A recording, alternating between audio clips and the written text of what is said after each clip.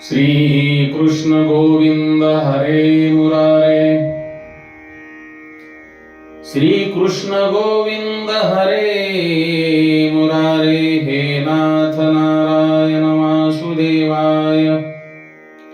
हे नाथ नारायण वासुदेवाय।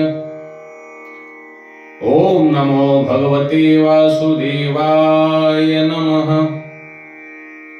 कर्दम ऋषी आणि देवहूती यांच्या पोटी 9 कन्या आणि कपिल भगवान यांचा अवतार झाल्यानंतर कर्दम ऋषी आपल्या पत्नीची आज्ञा घेऊन मुलाला पण विचारतात, हे कपिल, मी आता संन्यास घेऊ इच्छितो. त्यावर कपिल भगवान आपल्या वडिलांना म्हणतात, हे पिताश्री, आपली इच्छा चांगली आहे, परंतु आपण संसारातून मुक्त झाल्यानंतर, संन्यास घेतल्यानंतर कोणत्याही प्रकारची चिंता करू नका. कारण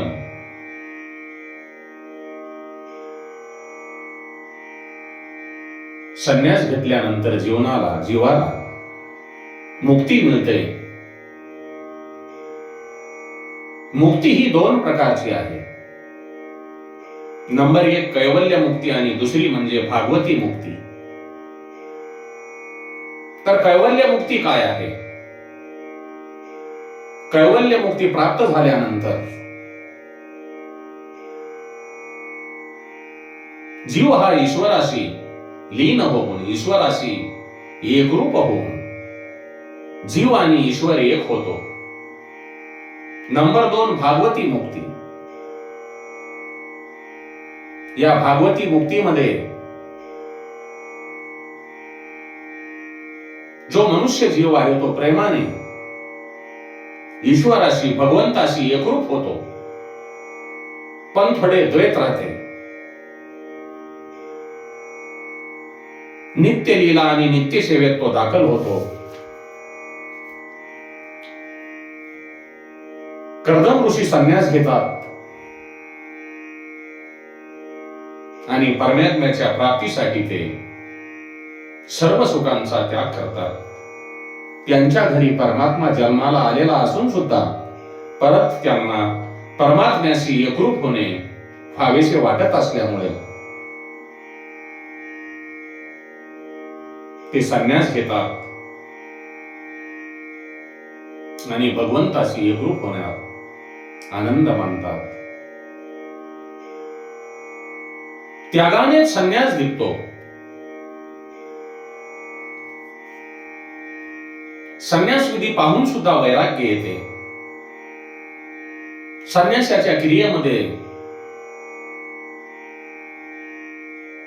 विरज होम करावा लागतो. देव, ब्राह्मण आणि सूर्य यांच्यासारखा हा विरज होम करावा लागतो. त्यानंतर नदीमध्ये स्नान करून आपण गुंडाळलेली लंगोटी फेकून देऊन त्या अवस्थेत बाहेर यावे लागते.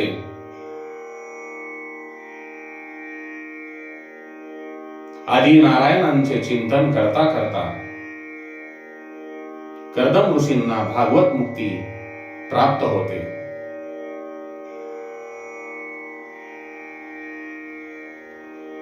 कपिल गीता हे भागवतातले महत्वाचे प्रकरण असून त्यांचे 9 अध्याय आहेत.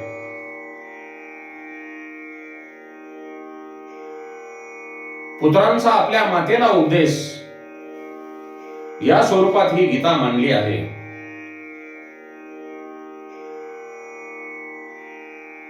कपिल गीतेचा प्रारंभ 25व्या अध्यायापासून होतो. त्यात सांख्यशास्त्राचा उपदेश आहे. 3 अध्यायात वेदांताचे ज्ञान सांगितले आहे.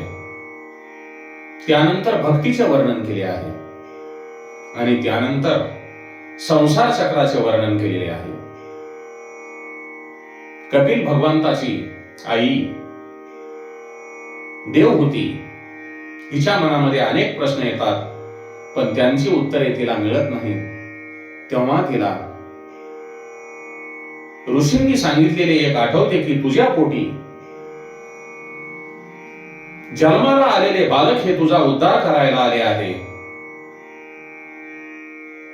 ती आपला मुलगा कपिल भगवंताजवळ जाते व म्हणते, तुम्ही मला आज्ञा करत असाल तर मला एक प्रश्न विचारायचा आहे. तेव्हा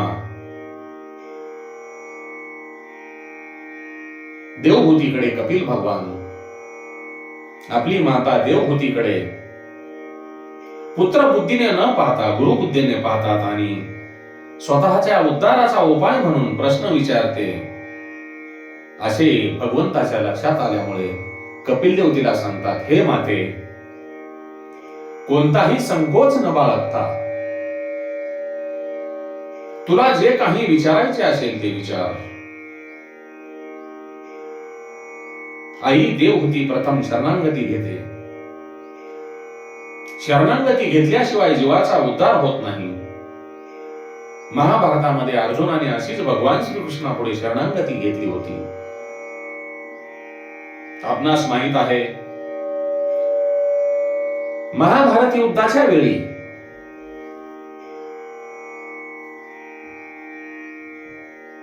एकदा भीष्म प्रतिज्ञा करतात की येणारा जो काल आहे त्या काळात मी अर्जुनाला मारीन.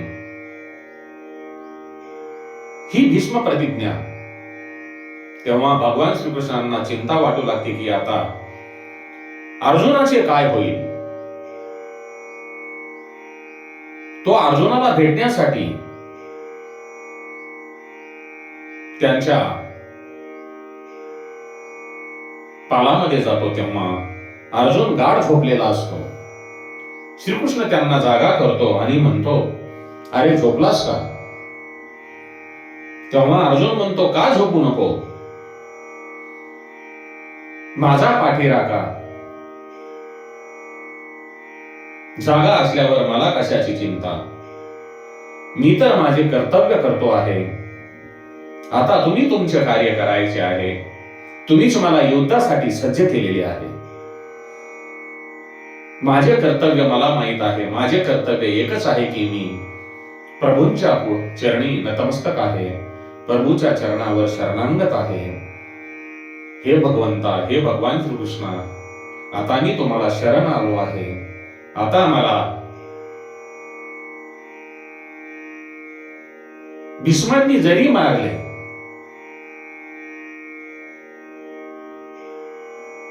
तरी माझी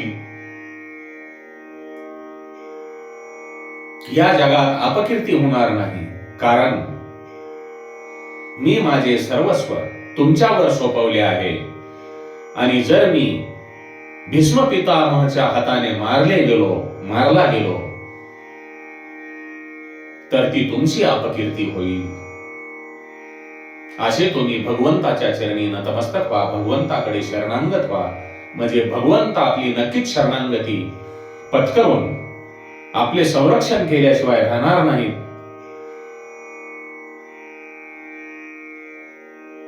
अर्जुनासारख्या पूर्ण अशा शरणागतीने कपिल भगवंताची आई देवहूती कपिल देवांना प्रश्न विचारते की या जगामध्ये खरे सुख कशामध्ये आहे, खरा आनंद कशात आहे, ज्या आनंदाचा नाश होत नाही असा नित्य आनंद कशात आहे. या इंद्रियांचे खूप लाड करून मनाला शांती मिळत नाही. वेळ निघून जातो तेव्हाच कळते की विषयाच्या आनंदामध्ये सार नाही. इंद्रिय जे जे मागतात ते दिले तरी तृप्ती होत नाही. ही जी इंद्रिय आहेत ते रोज नवा विषय मागतात. हा जो जीव आहे रससुखांच्या मागे, नेत्रसुखाच्या मागे खेचला जातो. जीभ म्हणते बऱ्याच दिवसात ढोकळा खाल्ला नाही, तो खाऊन जीभ खुश झाली की डोळे म्हणतात बऱ्याच दिवसात चांगला चित्रपट पाहिला नाही. मग आपण आपले पैसे खर्च करून अंधारात बसून चित्रपट पाहतो. चित्रपट पाहून आपले जीवन सुधारते की बिघडते?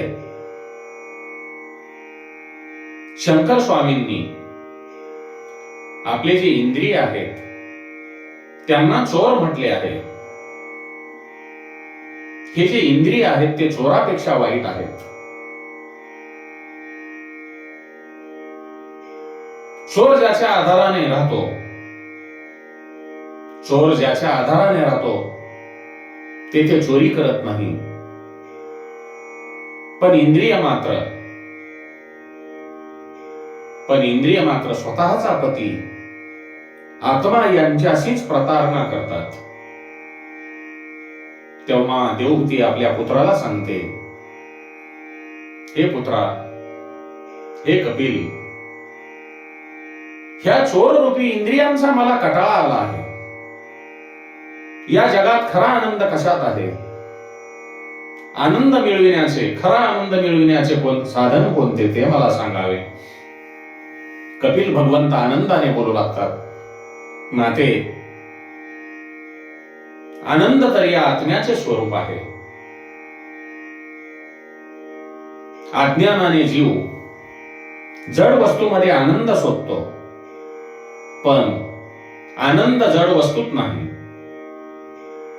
हा जो संसार आहे तो विषय सुख देतो, पण आनंद देत नाही. आणि सुख देणारे विषय दुःखही देतात. परंतु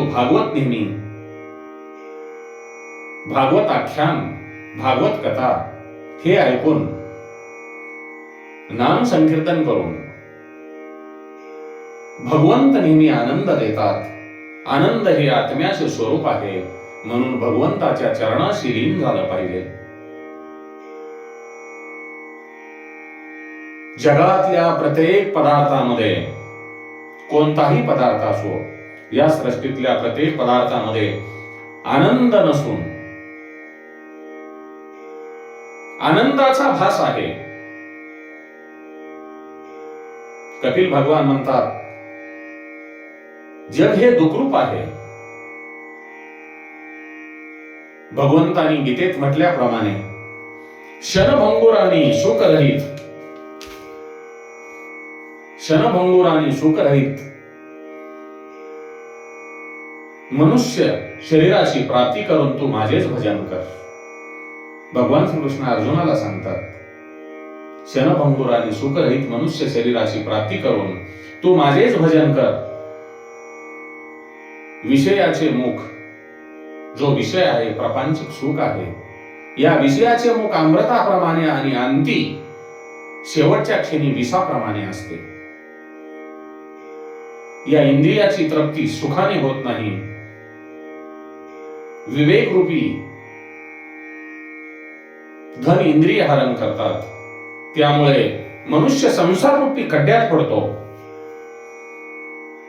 खरा आनंद बाहेर नाही, तर तो आत आहे, आत्म्यात आहे. आनंद हा अविनाशी अंतर्याम्याचे स्वरूप आहे. या शरीरामध्ये जर आनंद असता तर निर्जीव शरीर राखून ठेवले असते, त्याची अंत्यविधी केली नसती. जड पदार्थामध्ये आनंदाचा भास होतो, तो चैतन्याच्या स्पर्शाने होतो. या शरीरामधून चैतन्य निघून गेल्यानंतर हे जड शरीर हे आपण जाळून टाकतो. या शरीराला स्पर्शाने सुख मिळत नाही. या शरीरामध्ये प्राण आहे म्हणून आनंद वाटतो. असे अनेक प्राण ज्यांच्या ठायी आहेत, असे अनेक प्राण ज्या परमात्म्यापासून निर्माण होतात, ज्या परमात्म्यामध्ये लीन आहेत, त्या परमात्म्याला, त्या भगवंताला भेटल्यानंतर किती आनंद होईल. बाहेरच्या विषयामध्ये आनंद नसतो, परंतु चित्तात, मनात जेव्हा आत्म्याचे प्रतिबिंब पडते तेव्हा आनंद आहे असे वाटते. आपले जे इंद्रिय आहेत त्या इंद्रियांना मनासारखा विषय मिळाला की इंद्रिय त्यात तद्रूप होतात. मन थोडा वेळ एकाग्र केल्यानंतर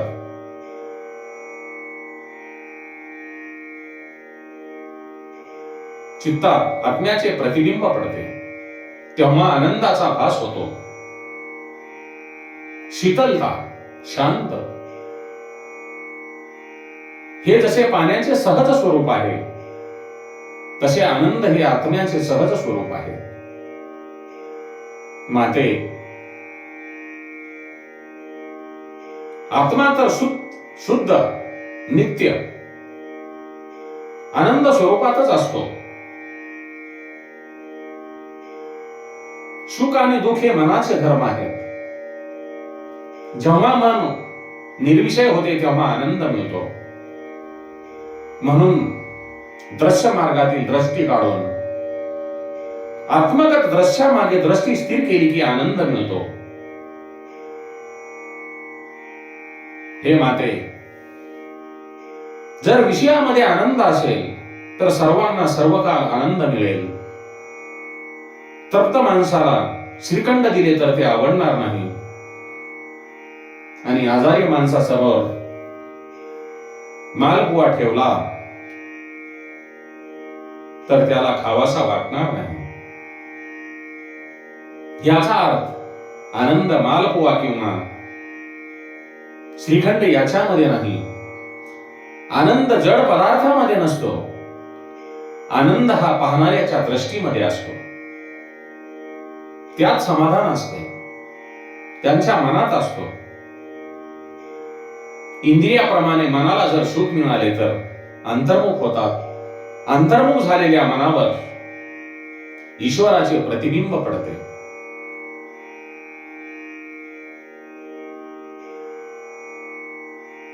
एखादा मनुष्य जर मिष्टान्न खात बसला आणि त्याला त्याच्याबद्दल, त्यांच्या नातेवाईकाबद्दल किंवा इतराबद्दल जर वाईट बातमी मिळाली, तेव्हा तो ते मिष्टान्न जे खातो ते त्याला गोड लागेल का? ते त्यांना विषाप्रमाणे वाटते. हे माते, या संसारामध्ये ज्या जड पदार्थामध्ये आनंद नसतो, जेव्हा जेव्हा आनंद मिळतो तेव्हा तेव्हा तो चेतन परमात्म्याच्या संबंधात मिळतो. या शरीरामध्ये आनंद कुठपर्यंत आहे? जोपर्यंत या शरीरामध्ये चैतन्य आहे. ज्या वेळेला या शरीरातून चैतन्य निघून जाईल, त्यावेळेला शरीर हे लाकडासारखे होईल आणि त्याला नंतर आपण पुढे काय करतो ते आपण सर्वांना माहित आहे.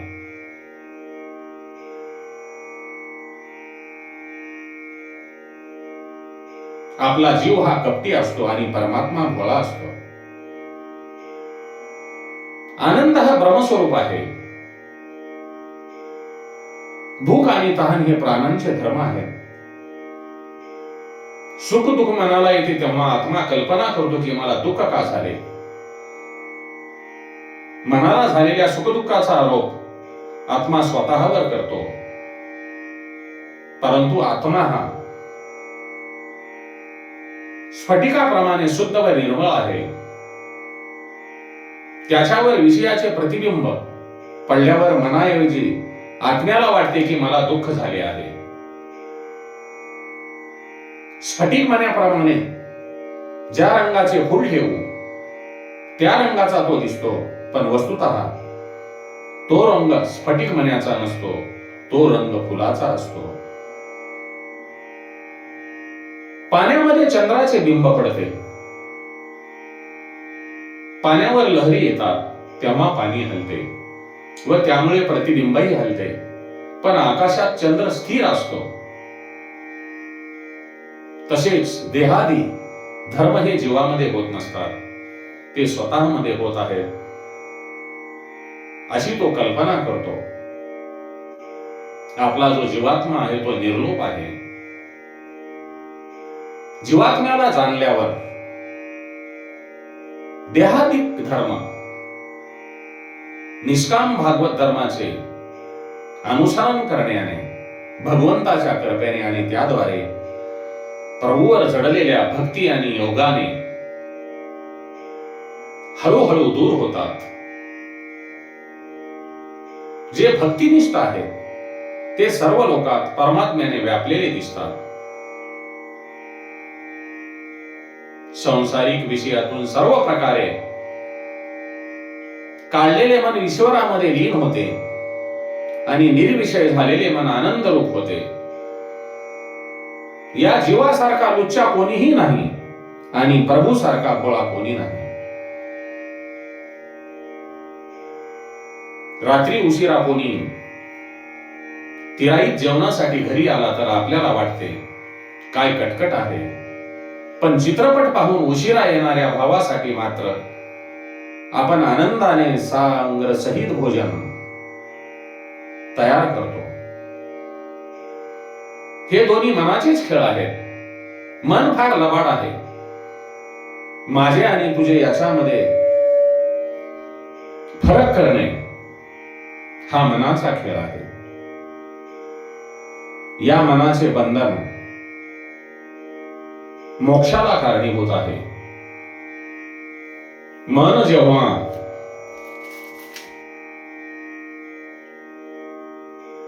विषयाला कारणीभूत होते